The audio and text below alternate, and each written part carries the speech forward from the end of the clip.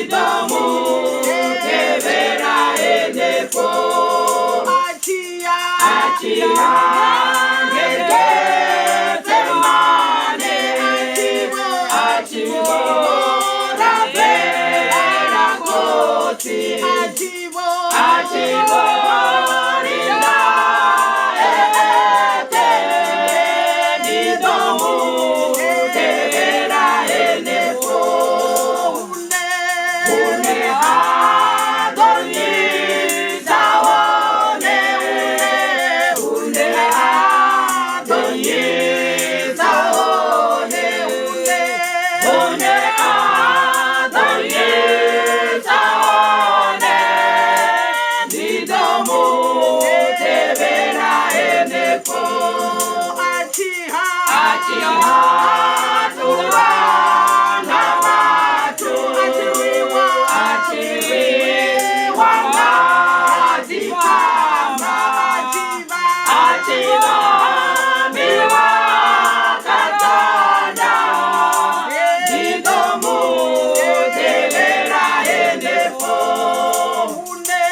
Une adoni zaone Une adoni zaone Une adoni zaone Nidomu tebera enepo Udampa chiri zichawe Ipate ngamanda awe Udampa bona wogara Nakati hatinga murichi Une adoni zaone Une adoni zaone Une adoni zaone Nidomu tebera enepo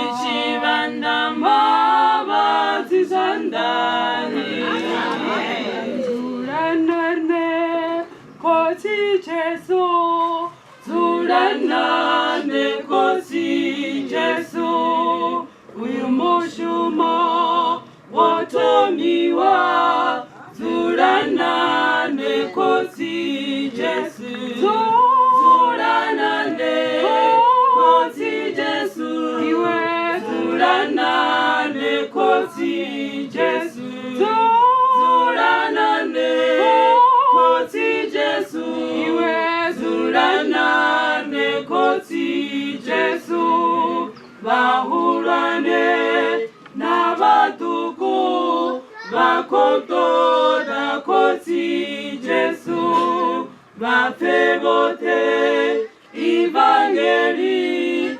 Varembuluwe mashisini Zuranarne koti Jesu Zuranarne koti Jesu Zuranarne koti Jesu Zuranarne koti Jesu Ivanarne koti Jesu Rishimize kungola otepetu ewa uta tuwanane koti Jesu tuwanane koti Jesu tuwanane koti Jesu tuwanane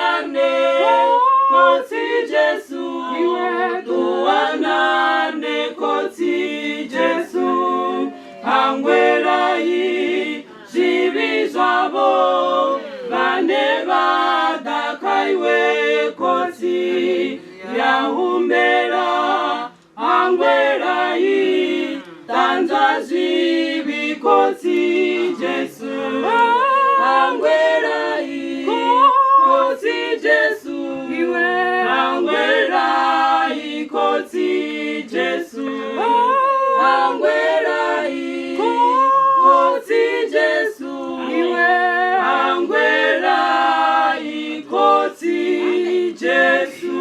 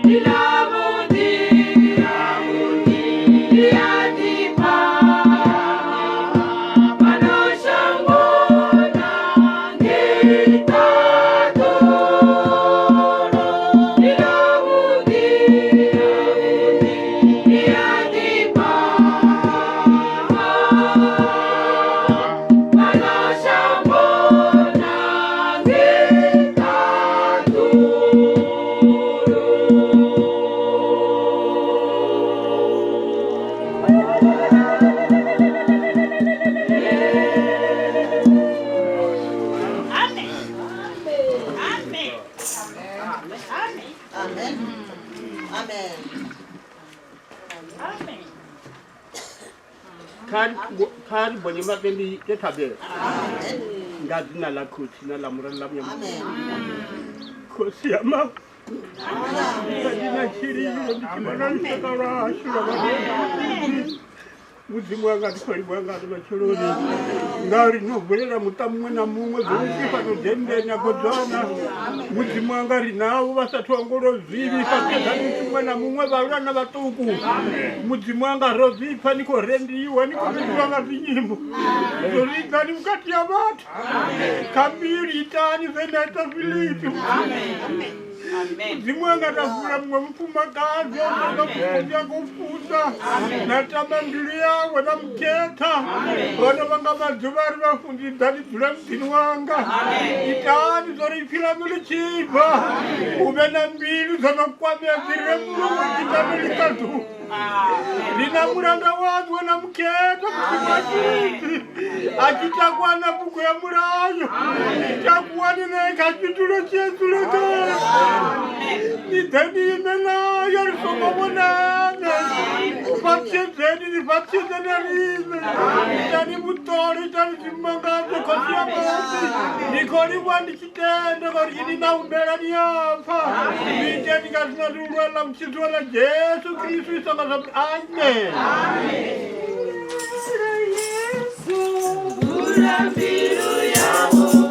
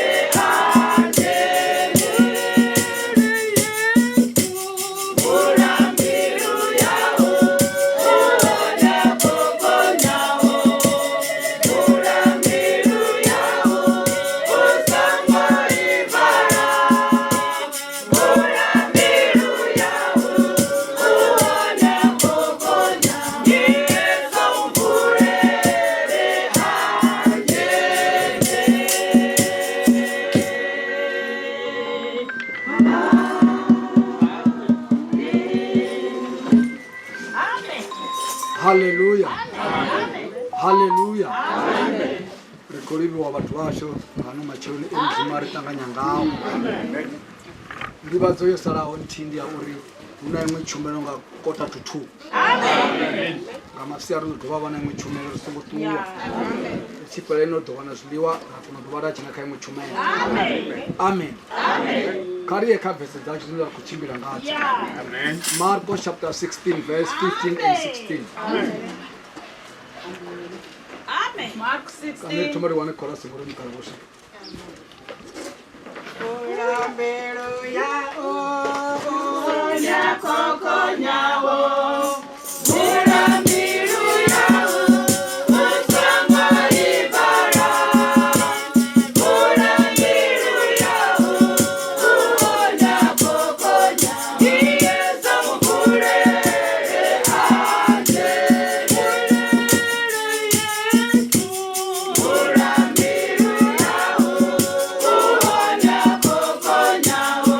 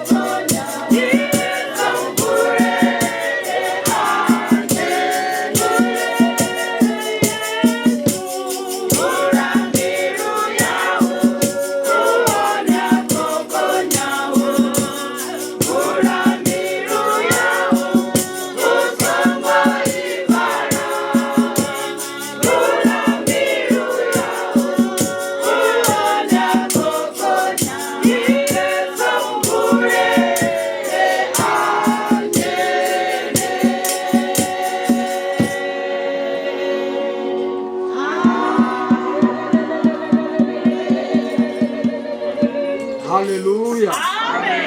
Haleluya. Rikoriwa chiriji cha mudzimu chorisvikisawo kachikati chachumairi. Amen. Zvinorumbira zvori vatu vose rive kachumairi, rive hutihi rikunochimbira zvavudi. Vese dzinera kuchimbira ngadzo dzodhowereyawo dzikochimbirwa nazo nange Victoria Falls kuchimbisa dzidzi. Marko chapter 16 verse 15. Acts 16 verse 15 and 16. Amba navo ari yani mashangoni ote ni uwelele mapungo madipa kazuvumbya zote. Otendawo alovedzwa udochidza, asongotendawo udolala. Amen. Hallelujah. Kariye ka Timotheo yotoma chapter 5. Timotheo yotoma chapter 5 verse 15. Timotheo yotoma vatu kavadzimware dzivhese rikonodwama kodo chido vara ifila mudzimu ruperi vari kuchesa ngeni. Timotheo yotoma chapter 1 verse 15. Amen. 1 verse 15. verse 15. Ngauri ndi fungo lifulufedze awo lofanelwaho nga utanganedzwa chote la uri Kristo oda shangoni uchidza vaita zvivi vane nne ndava muhulwane kavo. Amen. Hallelujah. Kariye ka Matthew chapter 4. Matthew chapter 4. Ritomeka 23. Chapter 4 verse 23. Yesu achimbira na shango lote la Galileya afunza zvikoloni zvavo adivadza mapungo madipa amuvuso wa taduwa apodza malwadzo ote na matungo ote kavatu. Amen. Rikuya ka Roma chapter 1 verse 16. Lugumane. Amen. Amen. Amen. Duba la budinga manda la nasi. Amen. Roma chapter 1 verse 16. Roma chapter 1 verse 16. Ngauri tina thoni ndichiamba mapungo madipa a Kristo. Ngauri one ndi maanda a mudzimu auchidza vothe vatendawo. Othoma kha vayuda zvino oya kha vagereki. Amen. Hallelujah. Amen. Rikoriwa ubariwa aipila mudzimu. Amen. Dombela stukutuku batu badzime dzifoni dzavo. Kari todzidzima rikona kufaifila mudzimu. Amen. Richavudi ifoni ndiyavudi mara iyabvisa mutu kaifila mudzimu. Amen. Amen. Rikoya kavhesera thoma ngayo yava Marko 16. Marko 16 verse 16. Amen. Thoma nepo rakona yapanda na dzifete dzashutiri. Amen. Warikondelele nyama ngajichikati. Amen. Ngajichikati. Ndidzivala zvino ndonovareriwa zvino ndidzivalela. Amen. Amen. Amen. Mbele vatu vote vavengeno vatichesenge. Amen. Vesero dzibala. Marko chapter 16 verse 15 and 16. Amen. Amba navo ari yani mashangoni ote niwelele mapungo madipa kazviungwa zvote otenda arovedzwa udochidzwa asingotenda udolatwa. Amen. Hey, rikogidima nga mapungo maulwane nga mani. Amen. Mapungo anera kugidima kao ovofuna vatu vote vachitodzura vatodhiketa. Amen. Ngoti ana vuchiro kusapira. Amen. Amen. Mapungo anera kugidima kao nawo zvazvino ana vuchiro kusapira. Amen. Amen. Rushaka ruko kuvanganyiwa nga ruvilo ruhuru uri vane vatenda vawanochira cho. Vane vahana vagoviwe. Amen. Vagweva rini rodzera ne. Amen. Amen. Tipo mudzimu odozviita rianziro zviyamba kuti mutu uri atakuwe adhe chumuleni yaivhanira asi mutu omurambawo navorambiwa mara chanda chavakokodza chamuranda vokokodzwa nga chanda cha mudzimu chavadisa vakokokodzwa nga ane adhiva madhuva avo nga ane adhiva dzithaidzo dzavo nga ane adhiva mathupo ane vava navo nga ane adhiva vumachero havo ugovavidzela uvapa vuchiro. Amen. Arali vangatenda vana mashuto, arali vangahana ipfilobva lodzula love khatula lirimi ni richili vapa valife 15 ukuhamba nabafundziwa bawe ticherese zwavhuḓi ukuhamba nabafundziwa wawe nga ḓuvha ḽa musi a tshi khou takuwa shangoni a tshi khou vhuyelela hayani amen zwino u khou sia o vhafha mushumo we a vha funḓedza wone kha miṅwaha miraru na hafu vha vha yunivesithi ya u guda zwa ṱaḓuwo na u guda mushumo zwino hu khou rumiwa vhathu vho qualifayaho amen uri vha ye mushumoni ngori ene u khou ṱuwa zwino kha vha u shuma mushumo we a ḓela wone o sia khavho amen o vha ruma u ya vha ruma u kha ḓi ḓo vha ruma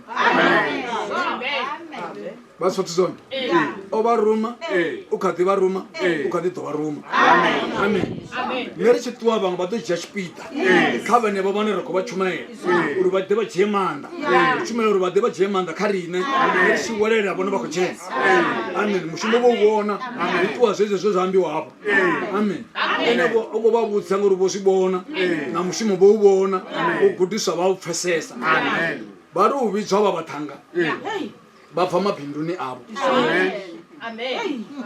vhathu vha funesa tshelede tshelede vha i funa nga maanḓa no vha vhahulwane shangoni vha a zwi funa amen mara havha musi vho no zwi pfhesesa vha zwi sedza vha kala tshelede na uyu muvhuso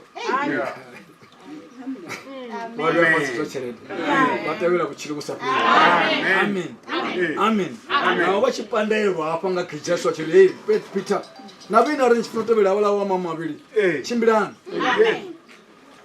munamba zwavhuḓi ri ṱuwa ra gai kha vhona vhutshilo vhu sa fheli amen ri ṱuwa ra gai uri kha iwe hu na vhutshilo vhu sa fheli amen o vho zwi vhona nga mafurikeiki zwavhuḓi a muya vhona zwa ya a zwi fani hezwi zwa shangoni ri khou zwi vhona zwino nda u fhelela mavhiḓa mara zwa musi wa mudzimu ndi tshi vula nguvho iyi ya muthu nguvho iyi ye nda ambara ndi tshi ambara heiḽa ntswa ndi ya kha zwavhuḓi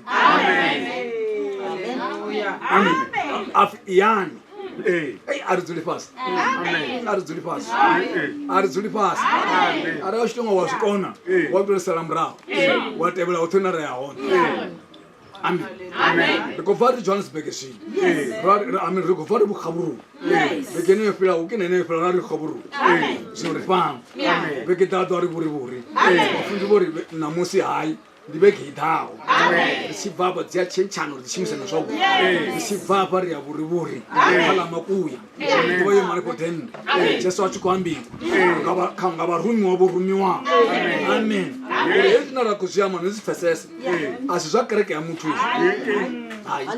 a zwa kereke ya muthu a si zwa kereke ya muthu ndi zwa jesu amen na ri khou shumidza kereke vha ri fhambanyisa u bva nasi vha ri fhambanyisa a ri khou shumidza kereke ya mukhete rine ri amba jesu we a ri vhidze nga tshikhathi tsho fanelaho a ri lamulela kha mathuphu a ri lamulela kha dzitshengelo a ri lamulela kha malwadze oṱhe a ri bvisa a ri beba nga uso zwithu tshihulwane kha zwoṱhe a ri beba nga uso vha zwi pfha zwavhuḓi hafho jesu a bebya muthu a ti koni vha khou ḽi pfha zwavhuḓi ndi khou ri jesu a bebya muthu nga tshino tsho pfi khangolo ya zwino jesu a bebya kha riṋe zwino ri tshi mu amba ri Dauti ri amba ane ra vha naye nga ngomu amen ndi ene no tshumela futhi ndi tou vha mulomo khou ambaho ene ndi amba so amba so amba so o bebwa kha riṋe amen vha tshi pfa iṅwe badela yavhuḓi wa mutenda mafhungo afha kha u tenda wa mutenda a bebya nga ngomu kha iwe hu amba ene kha iwe u tshila ene kha iwe amen wa tshila shangoni ḽeḽi vha tshi khou vhona vho mugede mara vho mugede vho hwala ḽiṱaḓuwa vha ḓo sokou tou vhona zwa uri uyu muthu o shanduka ngori zwithu zwone zwi a nyamangadza wa mutenda wa sa shanduka ri a dauta wa sa shanduka ri a dauta a bebya hanefha wo tou rali jesu a dzula maroromani matsafani hu ri na tshika so atendi tshika yone ndi zwivhi ra vha ra vhona khita zwivhi ri a ḓa zwa wo dzhenela ngoma wo dzhenela ngoma a bebya nga ngomu kha iwe huyu ufanele ushanduke usitwa master usitwa force ufanele ushanduke amen ngori wochanonga mudziyo ushandukisa ba wadhera zone shanguni ushandukisa ba bachire buchire bahangi amen arengu chinya chumero bathu wasatupfa mapungu kari bala zvabuti amba nabo ari yani mashangoni otha ani hwelele mapungo madipa kazvubungwa zvose chidipa nicho mapungo ne hadhuri utodzula pasi iwe wallahi ungafoka knife ruchiko hwelele mafungo so langa ndebe dziona dzisidzinga ndebe ara dzinga ndebe ringautela plan uri Jesu dzimai 50 minutes microphone amen dzicheni ndebe uprocess mara ala ndebe dzikoshuma uringana u right odape to right ngachipinga cha right ngatubana right uri ambe na iwe Jesu amen maitele kutoro yani ni hwelele aufishi mwechitu ni hwelele kaba dzula po bari na ndebe batopfa bachipfa batoshanduka batopetanga usabalisha zvibizwa amen amen amen amen amen baba bazipfa pezi namsi wahana mara wali fapungwa laoni hewa waboko ya honi kuyadhani udotwana una break amen udokoko za hen break amen uri ndiyaya ndiyahuma lishubamba limwe fungwa ngangomu liko tomo chumayela zwa lona bva chumayela na imwe nodo jena uwote ishiya zvitoni zvawo amen amen hallelujah rolo zviwana rabana mbirumbi uri ndiyaya mara hele ndiyaya uratonga mdzimu kuna ndiratonga vatu mara mdzimu angwana vatu arinenda vavamba vapedza vafa muthu azonda fuleta na vana vavo zonda vamwe vapedza afa apa kamdzimu notaita ngori ndo andiko wanga muthu ane auzonda utourata ene aurata hasadova utananedza auchena mwe chumero ngamura rufu hauna mumwe Jesu wavuviri wavofawo amen iyani mashangoni othe ni hwelele zvivungwa richibva apa nabarodha mushumo amen barodha mushumo rikufuna mushumo richibva apa roto chipeta parachena midini rikwala vanhu ariya kutamba achibatu wakufa watu vudzira midini apa pakusina wakufa wakaherei ana mapungo batheranepo toberera ababitsa nena kuri iyani ni chipapa iyani amen kangamba mapungo aya abuchiro kusapira azva mudzima zvinatseta aicheredo natseta nayo ngasipe mumuta ndiyawo washuma mara izvi zvawasizvishumere zvibutse vamwe rizviwane rote nderote muvusoni wa mudzimu esinomutanga ntsweni nga heri itotanga mano ndolizvamba phanda vatu naphanda mudzimu ikoni itotanga mano ndovana nika diva fresh diva namanda ndokona hwala chogo iyi nokusa vahambi ndokona hwala chogo havasari vatotanga manda ndokona ndokona hwala chogo vari yaro zvipfa mani ndozviwana pasi ya dhende ndokuvakara vari kuwamba ndashanduka ndinandozviwana pamuseko apa apala musanda koroni murino laura pala wana nepala ndochumela mukara avala vari richumaiza manje dzabva fura labva kufarekano habva zvote zvawela pasi mishongo ndarata yote alo matununu modiwa ote malwadzelo zupasi atowosa chikate chaubva saizvi ana mutombara chikate chiulwane achirichedza pa chikuwela pasi malwadzi atowosa zvochihuru amodiwana pasi bulabula sebuka wari ndiye mufarekanoni wati ndainge mafaraka malwadzi atomuri achirija vozvipa utozvifana mumuno mazvipi ashaiwa ofisi ya mazvipi yotutwa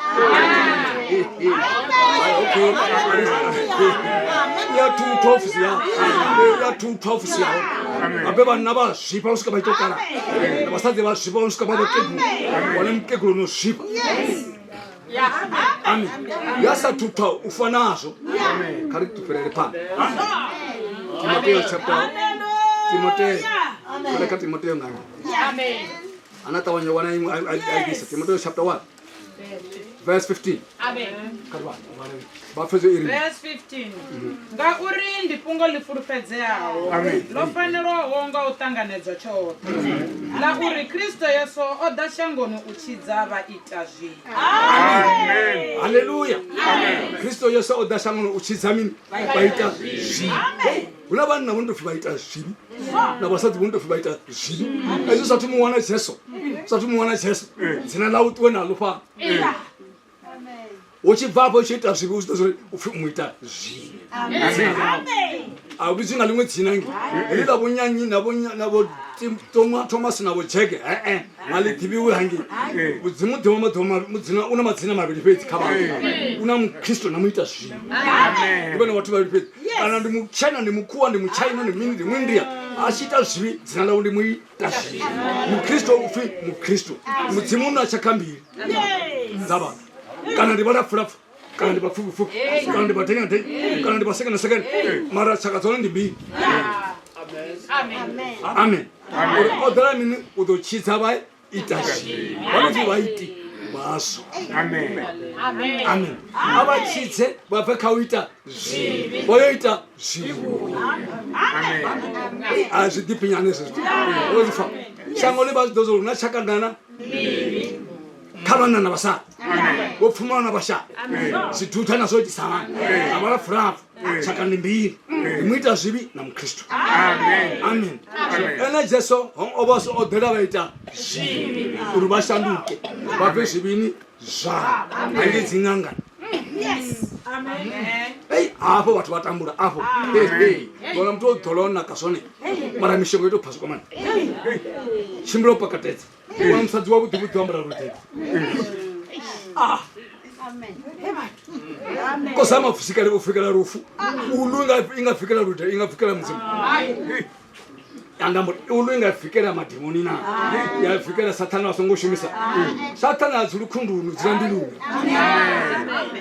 Amen. Woshande yara unazo. Ukaka. Awulindunga rutete, ulindunga mzimu.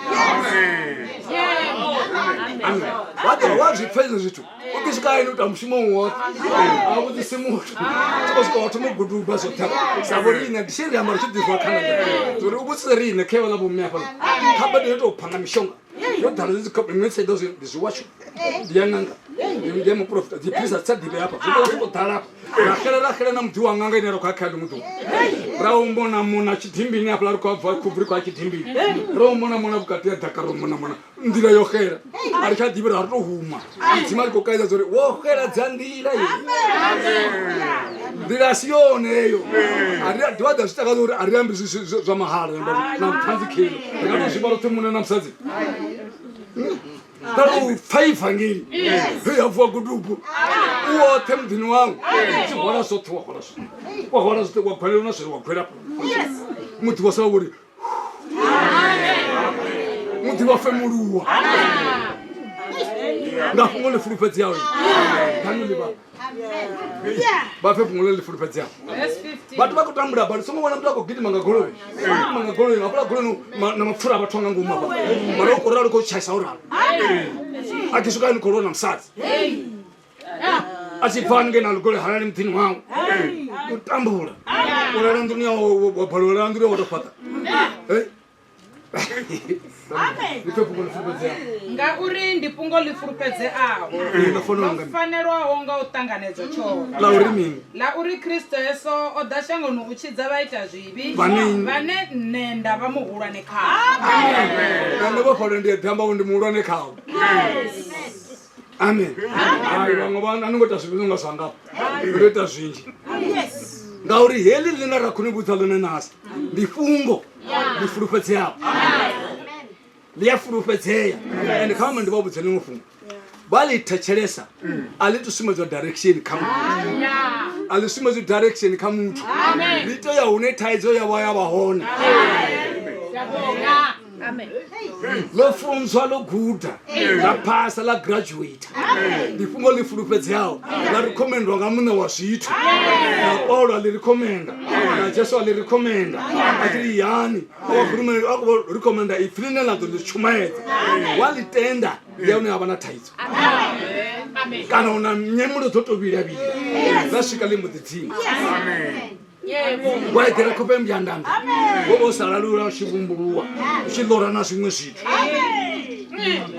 lasvika litwa straight ane polo rina point apolo rina tadzo lari kaka laichaya tacho yewole pasi amen kana ndivulwadze wodzula pasi walitenda ndotela kutolo wodzula pasi vulwadze womosi kuhuru wamangala ulavulwadze vuka matina mumwe votambore vafunzi utoma ndivoni vavoveya vulwadze kanini matina ndifungo lifulufedzea lofanelwa ngotanganedzwa chote kavazo litanganedza nazo livaitele madhambi elifungo hili haringa vafi madheunu haringa vafi chimwe chitu ukavazotekesa ipfi bona litoshumana navo gore liyafulufedzea lifungo lofundedzwa nga mudzimu ufulufedzea una lichiswa kha vathu leonewa vana thaidzo kana vatofunesa chelete ndikoyane pala la visa kana vatowana mazvipi mangapani ndikoyane pala ko ofisi yalo kwasha kana vatovana zvichele vadziyo lutanya vatolitenda fedze likovadzvisa pasi kana vatotsva valanga utsva lasvika likolora pambiri avangadiwo vadhobha chamutu amen elifungo ngauri ndifungo lifulufedzea lofanelwa ngotanganedzwa chote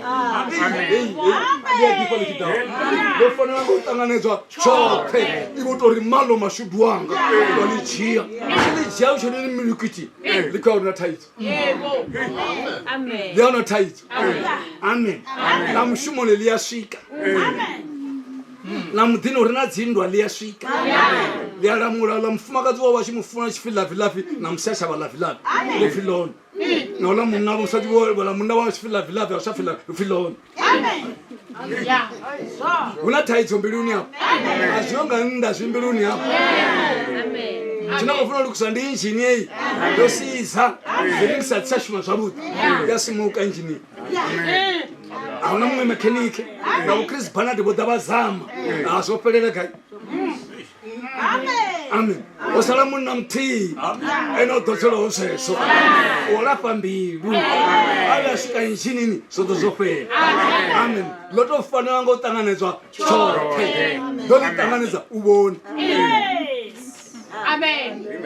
kasitedzanenge ndolitanganedza uvona madhambi analaita kamuti lorumula zvezvo losiyera zvezvo lidhiva zvezvo alidhivi zvimwe lirapa vathu pedzi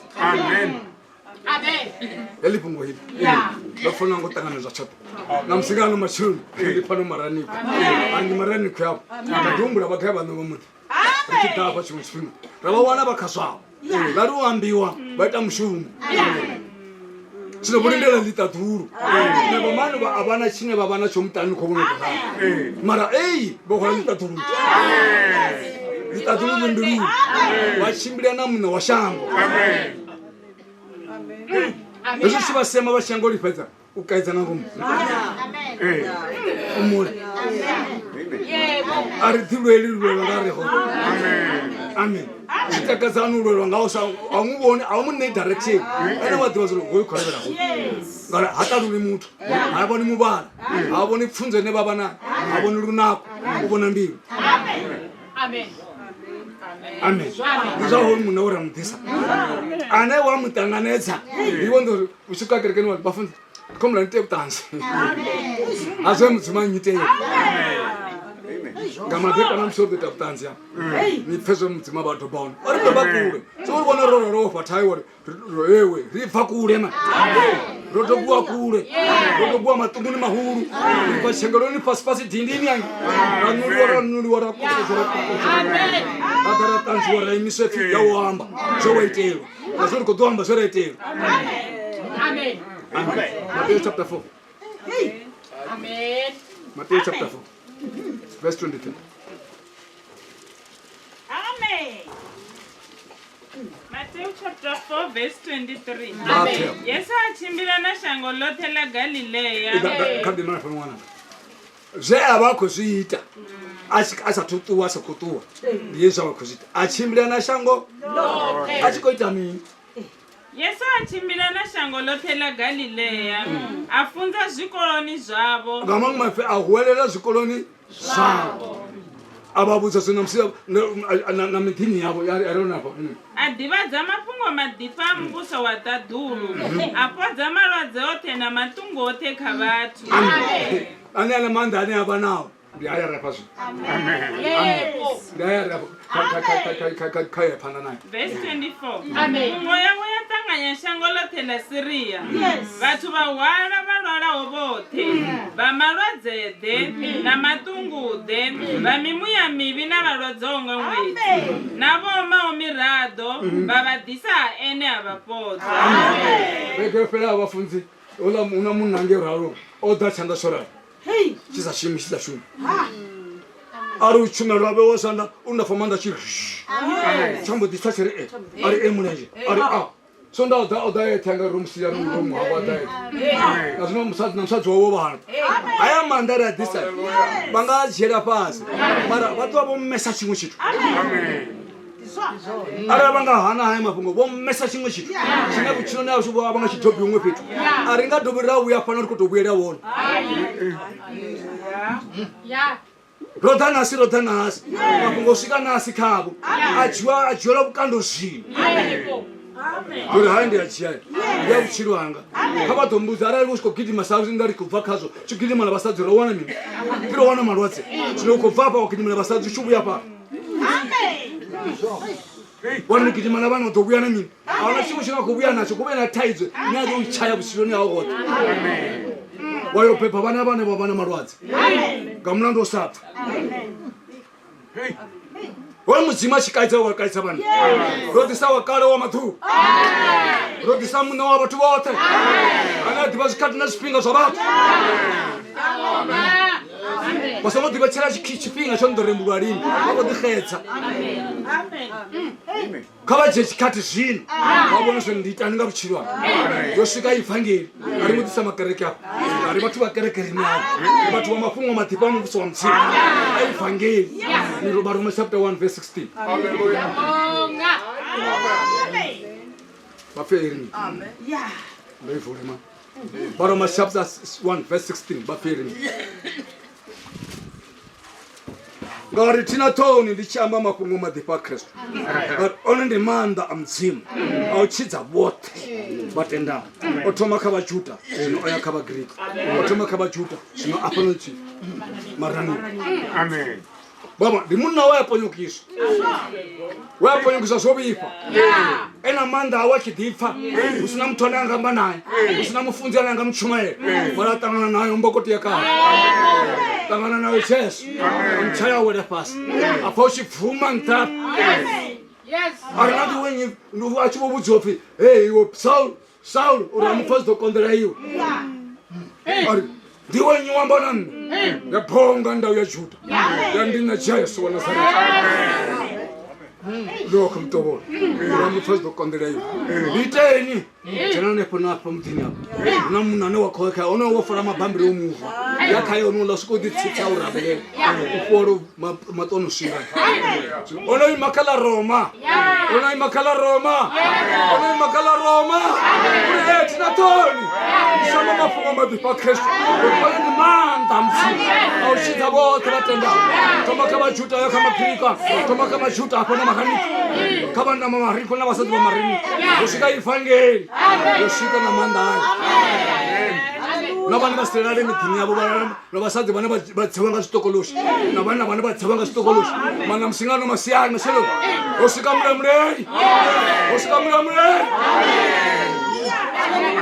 muramureri vukuma anava vafuna varate zvote vanasi harina chitandarati harina tambo abvise omunhu akanochena akaranazvo wavo pahadheni udiva wotemba hecho kachiurara checho vanokutambura urani nacho musingano machironi kuti zvachencha vanhu avari chiita zvamutsimboni mandinibudza ausedzi mungano angatofana mungano usiya zvoraro asafuniri shera ngororichadzikonani dzazvo rachitoshimira richichirara mbeteni mutini vavudza vahana zvavharatua tasvanga nendota muta wangu wambitsani mudzimu muchidhivana yakhonyesa wona asinodidofera nepa tinaunda kadhi yahona amen nako yonoima mukati ya chividzo cha Roma mukati ya vanhu vahulwane mukati ya vavusi mukati ya zipresidenti hevana hevaroma atina toni ndisama mafungo madipa Kristu ni manda auchidza voti vatenda tamsiya pano maraniko vakakunucha vukando ndimini svikovadhepera ndimini chavudi zvikoletani mutani vana vakoletani mutakalo koletani vangasumba voso ndinene amen yosvika ivhangeri lifikile ivhangeri Yebo. Glory to God.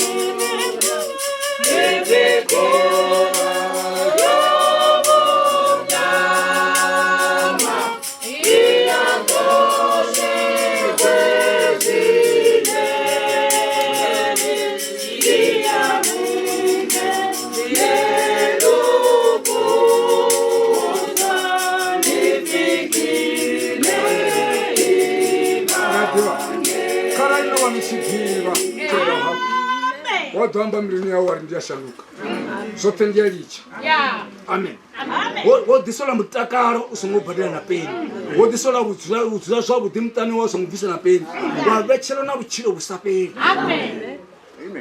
uyambara muviri wambara wanga mudzimu uchiva shamwari yedu wambara muviri wambara wanga mudzimu wambara wanga muroho mudzimu achibva chalo unobvanga mumwe muviri unowafana nawakotsi yawe jehovha wataduru unokangohambaza voti vamutendawo chibva zvalona ringabvina hei miviri kowane chitu chisahanei nkorivona rikadhiva rote apo mara one day ndobhalangana zotiri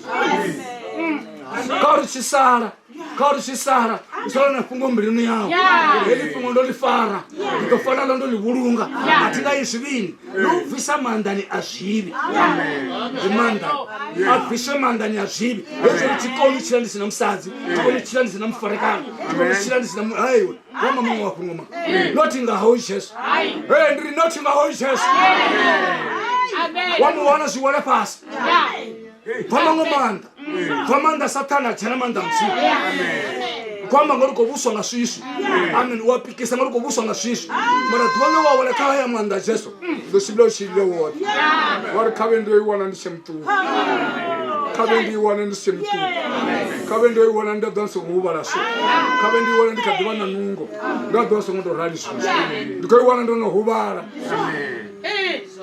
amen haya mwanda ndasva mutana achivotolamacheri tina toni ndishama mafungo madhipa Kristu ana ndi manda anakonyaga apa mukati yavatu ngandinyananga ntanganetsa ndimusumbedze manda anendava nawo ndinyananga ntanganetsa ndimusumbedze lufuno unendava nalo ndinyananga ntanganetsa ndimudzikisele muta wawe mutawoona mulalo ngavana vawe awane phatsetso yawo ndochigwadha mushumbelela mwana ngaho jesu amen ngahaya machuru shanduka zinyimere ufurela njimere yakala utuwa njimere yakala phela mtsa amen chimusha shanduka na vana vasashumi waimuvisa hu jesu wamthemba wamuvise tavona mkosi wa jesu ndikatofanga ndala nao vana vahona ndo mabhebha mara vashumi kombela chanda chawo vona chimwe chanda cha taturi chichita mushumo vamwe vana vatovudza vudzira mutano misongo chatodha mushumo dzivani pasi mudzimu dzenipa mushumo vaka vamutevere vari dhau yoshuma ramba zinora zvidhevo munyanga ari kota nefamhere dzavo munyanga harimwo dhorwa navewariro naveyo sokovona haripa vo munyanga kuzama pembelezana na bini unora kwa ona raliba hone artuorota chena shaloni apala chena una mbeo mbilina bo chena una mbeo leo wa qualify utangana naye Amen. aribali no shango namfanga rifangisa aribali no shango basho do basiya bona tambula na shango rishibuza watu ba Amen. ifangile ni manda msimu auchidza bote batemba shandukisa munna ashandukanga mwana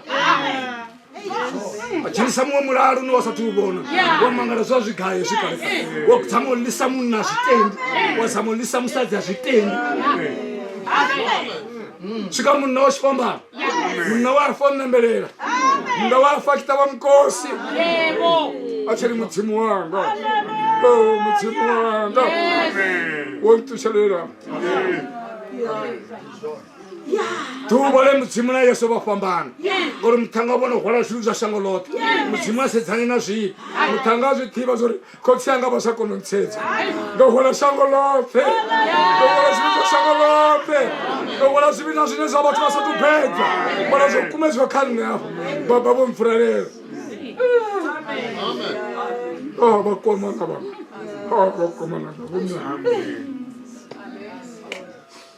kaba umbrelo binyo raro so one day the bafala mat one day but the faru mat ene bato fisonga bana bao heli buseli na bafa wasafuna likanda zizoba khafrela lona shiba khafrela lona ko bashena bakoshela bana bao basadipinduleni ko bashena dzimbungu ane pa dzimbungu dzite mushimo khabo dzidefini kodo khabo pa ukara topera luna korotopera lutsonopera utonga opera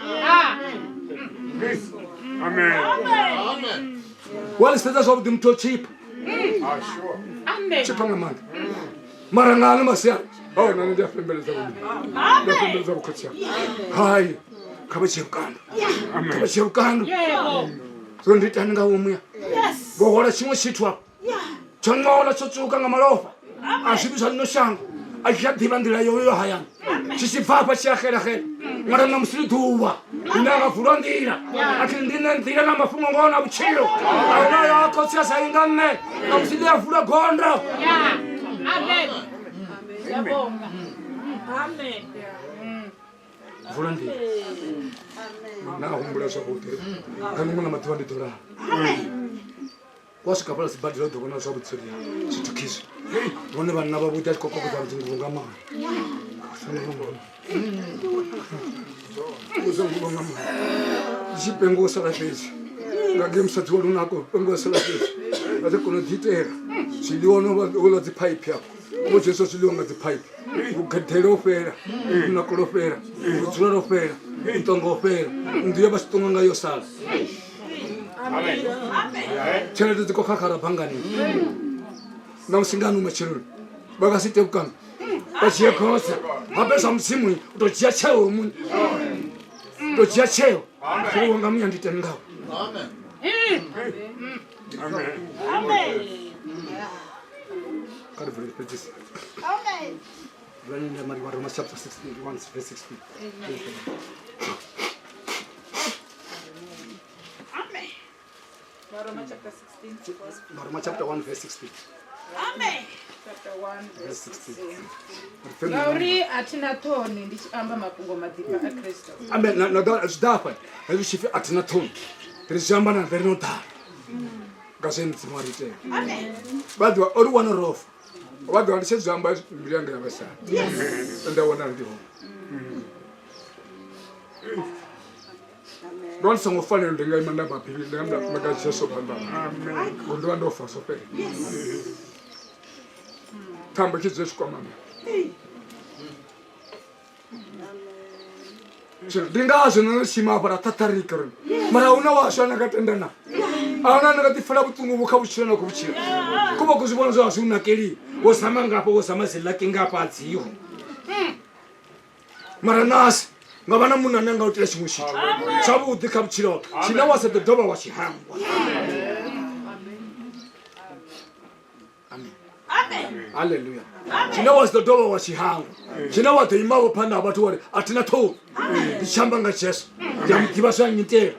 ndichi zvifanyisa ndiri ndotowana ndi dustbin samwana wabebiwa ngamia wamposa dustbin hafala mkosi dustbin apa kosi walila dustbin watu vachikofira hawana muna wachirizi adadhe panoshio alutanza alusamkama ndusenda itola mweya wanga chino ndikazo hatina toni vana wamyanga hatina toni na ivangeli manda mchini auchita watu vatendawo ndinyi mukati yaveiwe anakari ndiyachewu zvino ndiyatenda aya mafungu ndiyasarenda ndinyi mukati yave wananga avuya dhapari hai newanga muya ndiyaukumetsa uri nditanzviwa ndipepye ngauswa ngahaya machiruni chimubona chitakuwa mufunzi yavo navewo ndingatakuwa apa wari muchimanga nane ndiyasendera apa niwe wanga ndikwanga kuona ruchivo aungakatire ruchivo nga musati aungakatire ruchivo nga munhu ukatire ruchivo nga iwe munhu